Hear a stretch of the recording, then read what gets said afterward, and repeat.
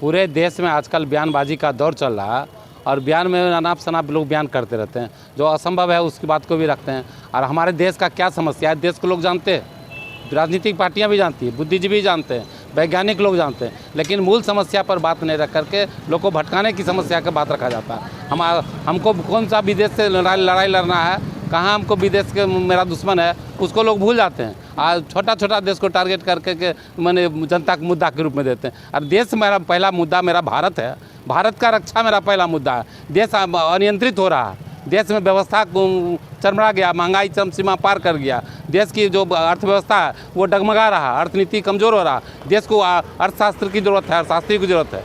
और उसको रोकने के नाप शनाप बयान विभाजन की बात। और विभाजन आप क्या बने, क्या प्लान है, आप पूरा प्लान दीजिए ना, क्या कैसा विभाजन आप रोकना चाहते हैं। ये बकवास बात कर करके देश को गुमराह करने का काम है।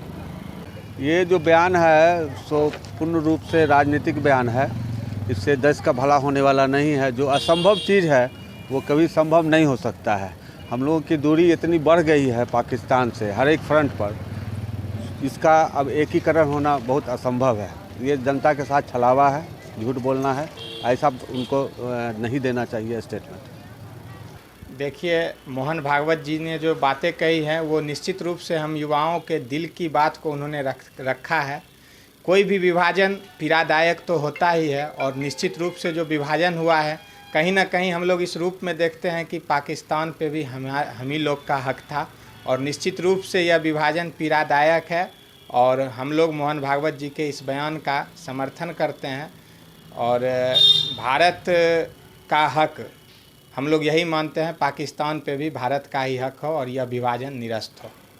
क्या कहेंगे? निरस्त होने से फिर वही कहानी होगा जो उस समय विभाजन के समय हुआ था, कि फिर मारकाट मचेगा, और ये मतलब फिर से निरस्त नहीं होना चाहिए। उनका बयान का हम आलोचना करते हैं। तो विभाजन हुआ पीड़ा कभी ख़त्म नहीं होगा, ये चलते रहेगा। ये सही, हम हिंदुस्तानी कितना भी उनको गला लगा लेंगे, लेकिन पाकिस्तानी कभी गला नहीं गला लगा के वो छुरा भोंकने का ही काम करेंगे। उनका जो बयान आया है उसको किस रूप में देखते हैं? किस रूप में ठीक है, उनका मंतव्य है, लेकिन हम लोग का मंतव्य यही है कि ये कभी मतलब निरस्त नहीं होना चाहिए, एक नहीं होना चाहिए। पाकिस्तान का भी अब जो बट गया सो बट गया, वो पाकिस्तान का भी सीधा नहीं हो सकता। आपके अंदर घुस के, आपके गला मिल के, आपको छुरा भोंक के फिर साइड हो जाएगा। देखिए, इसको भागवत जी जो बोले हम कि मिलाने से वो अब आतंकवाद देश हो गया है, उसको मिलाने से हम लोग को फ़ायदा नहीं है, गैरफायदा ही होगा। इसलिए इसको मिलाना हम उचित नहीं समझते हैं। बंटवारा हुआ उसको पीड़ा के रूप में देखते हैं? नहीं, बंटवारा तो जिन्ना साहब करवाए थे ना, जिन्ना साहब करवाए थे बंटवारा। उस समय लाल बहादुर शास्त्री जी, जिन्ना गांधी जी, जो व्यक्ति थे महान भाव, जो जितने भी आदमी थे, वो उनका जो कहना था कि नहीं, वो उनका दोनों में लड़ाई इसलिए चल रहा था कि पहले हम प्रधानमंत्री बनेंगे तो पहले हम बनेंगे। तो उसी समय गांधी जी ने कहा कि नहीं, पाकिस्तान ठीक है, पाकिस्तान अलग हो जाएगा। गांधी जी के बाद से हुआ समझौता, और वहाँ के वो जिन्ना साहब बने पाकिस्तान का, यहाँ के नेहरू जी बने।